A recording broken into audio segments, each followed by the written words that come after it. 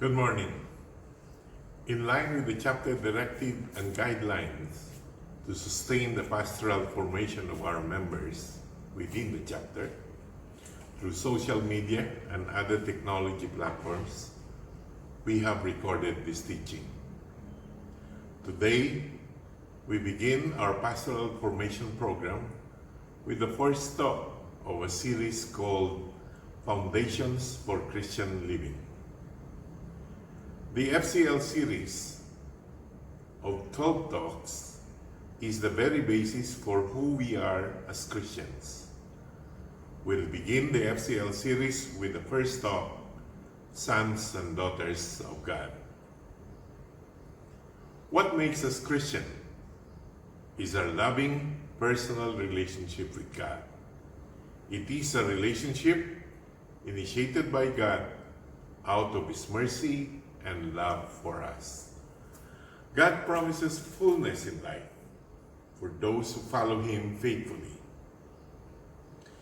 In Christianity, we become a new creation and we participate in the very life of Christ. We enter into the same relationship that Jesus has with the Father. We become children of God. God wants us to have an accurate and well-developed sense of identity to conform to what our true identity is. So what is our identity? In the first letter of John, chapter 3, verse 1, says, "See how great a love the Father has bestowed on us, that we would be called children of God." And in John verse 12, "Yet to all who did receive Him, to those who believe in His name, He gave the right to become children of God." And in Paul's letter to the Galatians, chapter 3, verse 26, "So in Christ we are all children of God through faith." When we are baptized, we become sons and daughters of God, that we are children of God. Changed radically by baptism, making a tremendous impact on our lives. We are children of God. This is the most tremendous fact of our lives. But many misses the significance of this fact. The fact that God is our Father. That we have a merciful, loving, and faithful Father. Yet, many are insecure. They worry about their needs. While God does provide, they miss what God wants for them. Our identity is critical to our well-being. Without proper sense of identity, we are lost and disoriented. We lack conviction and confidence, and we lack sense of purpose in life. So how do we distinguish identity from sense of identity? Identity is an objective fact, a given. It answers the question, who we are. While a sense of identity, it depends on our perception of who we are. Why are you? Kenapa? Yeah. The problem of Christians is not who they are, but who they consider themselves to be. Not having the right sense of who we are gives rise to this situation. One, we worry too much about the future. Second, it's hard to develop close relationship with others, especially even with our household members. we are reluctant to serve in their community, in our community, especially when they are asked to serve as household head. Because why is there these problems? Because we feel that we are not deserving. We feel there's always this feeling of inferiority, wherein we are too mindful of our status in life. Oh, he is already a CEO. I'm just an employee. Or they are rich. They come from they live in a rich community. And I'm just in the kampung. I don't think I can lead these guys. But why? Despite being the children of God, still there's no impact on many of us Christians. The reason being, we do not understand sonship. We are children of God. We are sons and daughters of God. We need to understand the nature of father-son relationship. This is the key to the significance of our new identity. During the New Testament, or in the New Testament times, during Jesus' time, the father and son relationship, wherein the son's identity would always come from his father. In Luke 4, verse 22, it says, "Everyone there said good things about Jesus. They were amazed to hear him speak such wonderful words. They said, 'How is this possible? Isn't he Joseph's son? Isn't he the son of the carpenter?' They said, 'How is this possible? Isn't he Joseph's son?' It is important to note that in the first century, the relationship between father and son was strong. At the age of 6 or 7, the responsibility on bringing up the son is shifted from the mother to the father. The father who taught them God's law and his trade. So the son becomes direct personal representative of the father, and the son inherits his father's social position, just like in the monarchy.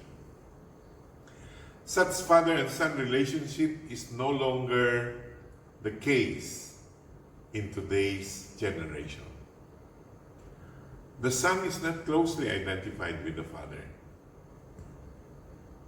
They spend less time together, and they no longer have the same livelihood. They are different.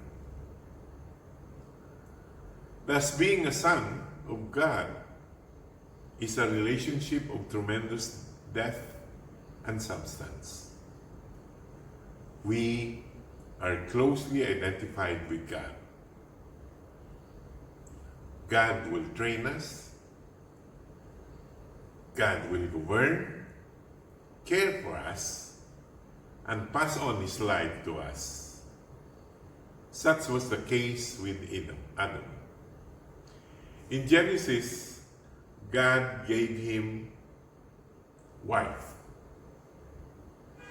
God provided him food, and he was given the task to take care of God's creation. Adam was truly created in God's image and likeness. Then, what is the most identifying characteristic of a Christian? It's not where you live. It's not what you have. But the most identifying characteristic is that you are the son or daughter of God. So, what are the implications of our sonships? There are three implications and benefits of being son and daughter of God. First is authority. Second, inheritance. And the third is access.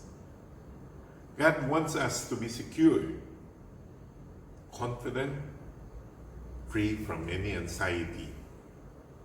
God wants us to be happy. God wants us to bear His authority, to receive our inheritance, and to take advantage of our access to Him. Let's take the son's authority. In Jesus' time, a son bore his father's authority. In the Gospel of Matthew, chapter 21, verse 31 to 38, this is the parable wherein the servants and the son, whom the landowners sent to claim rent or share in the harvest of the land that he leased to the tenants, were killed by the tenants themselves. They don't care. They just want to have the whole property to themselves. Hence, if the father's authority was limited, so was the son's, even if he was a better person. Conversely, if the father's authority was substantial, so was the son's, even if he was not worthy or less capable. Take the case of the monarchy, the king of Thailand. The king of Thailand was a very revered person in Thailand. However, the son was happy-go-lucky, playboy. He lives outside most of the time. He lives outside of Thailand. When the father, when he was about to assume the monarchy, you saw some pictures in the newspaper. But since the authority of the father is very substantial, very much revered, irregardless of the son being worthy or not, he still have that authority. He inherits. Okay? Let us consider the example of Jesus.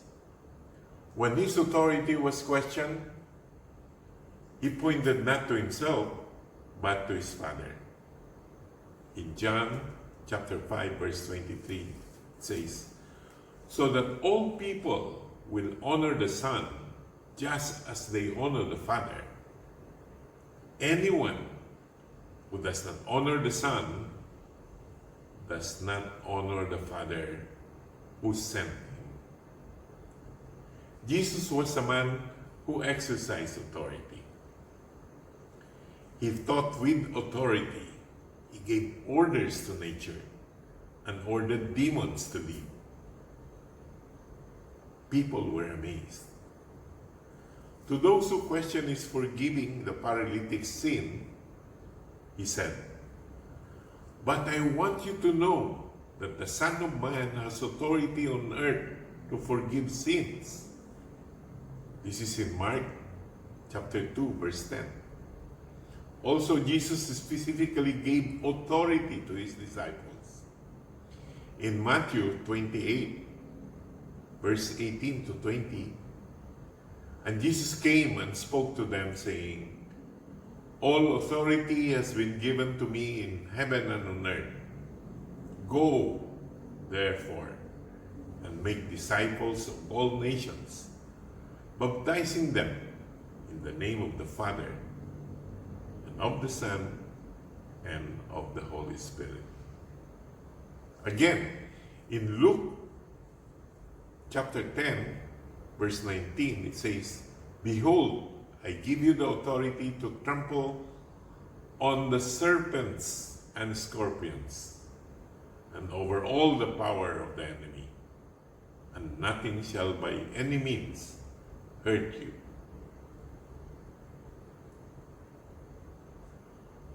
For us, as sons, we are given Father's authority as well. We can exercise this authority over our problems, obstacles, and challenges. We should not succumb to this. We can have authority over our own wrongdoings, over our unruly emotions, our servants but masters, over the work of evil spirits. Since we are our Father's personal representative, we are to wield His authority for His interests and not merely for our own. Authority helps us make our lives easier to live as Christians, adequately representing and serving the Father.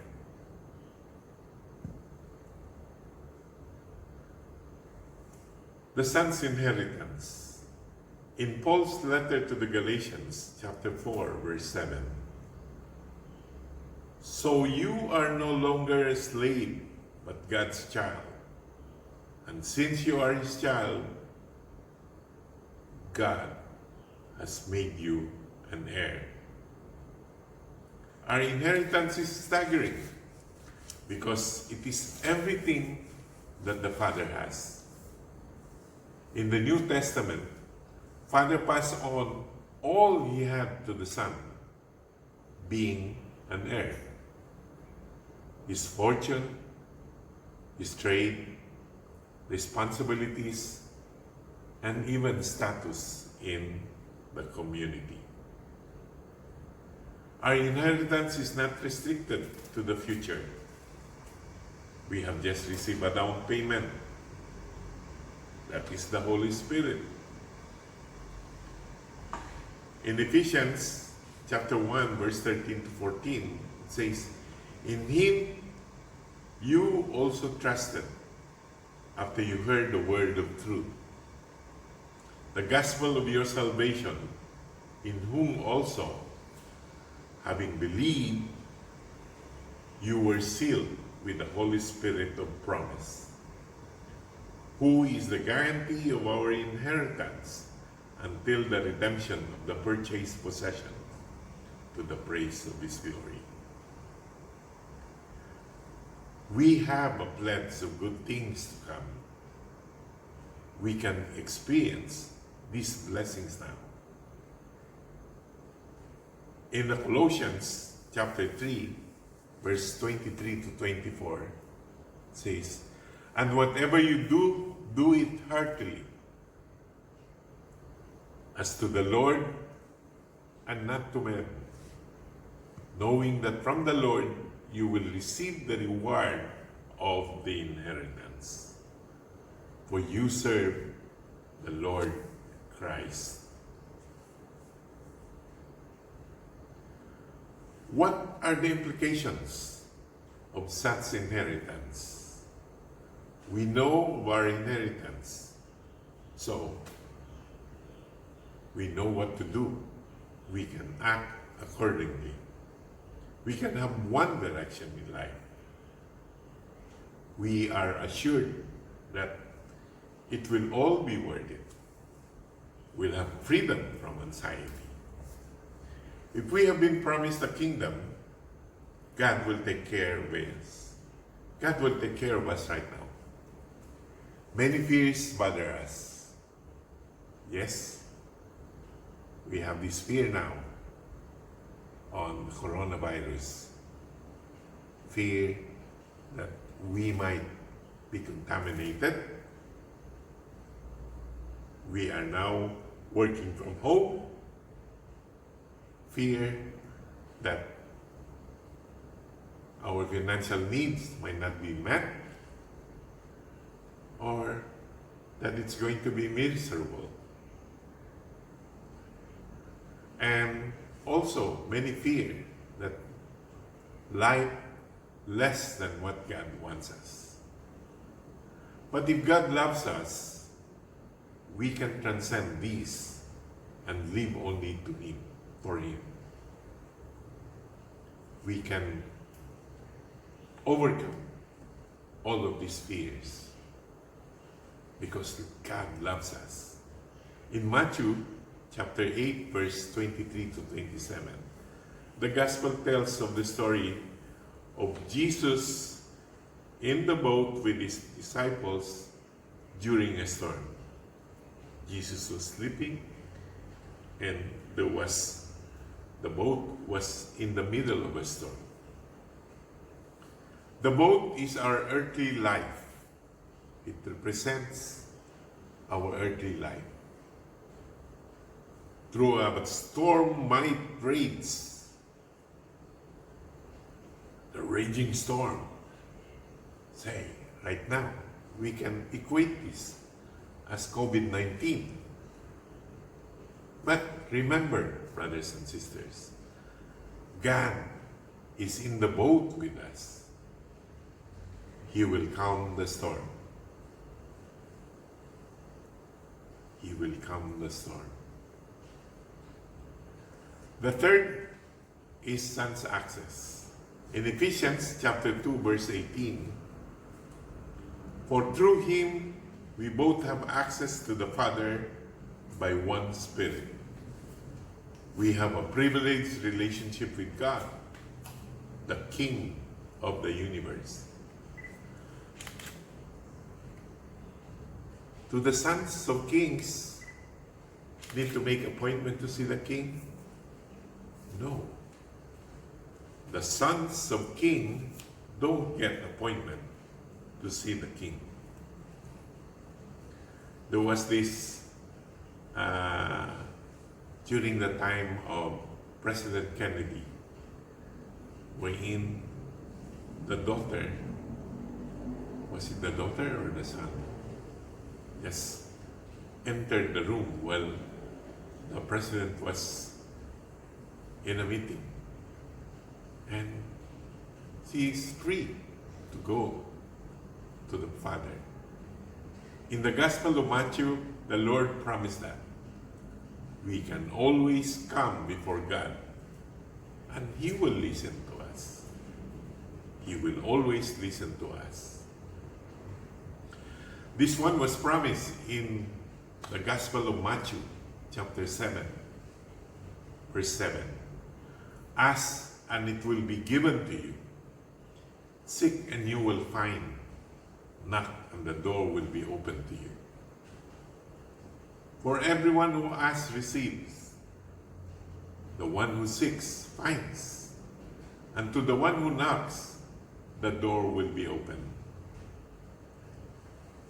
Then it says, which of you, if your son asks for bread, will give him a stone? Or if he asks for a fish, will give him a snake? If you then, though you are evil, know how to give good gifts to your children, how much more will your Father in heaven give good gifts to those who ask Him? Imagine, all we need is ask. All we need is pray to the Lord, and He will always listen to us. We are sons and daughters of God. God went to a lot of trouble to make us sons. He sent Jesus, His only begotten Son, to die for us. God invested in making the most of His relationship with us. For God wants us to be secure, confident, and free from anxiety, to bear His authority, to receive our inheritance, and to take advantage of our access to Him. In short, God wants to teach us who we are so that we can receive all the benefits that come with our position. Our position of being sons and daughters of God. I would like to end this talk by reciting again the first letter of John, chapter 3, verse 1 to 2. Behold, what manner of love the Father has bestowed upon us, that we should be called children of God. Beloved, now are we children of God, and it is not yet been manifested what we shall be. Brothers and sisters, may God be praised. God bless us all.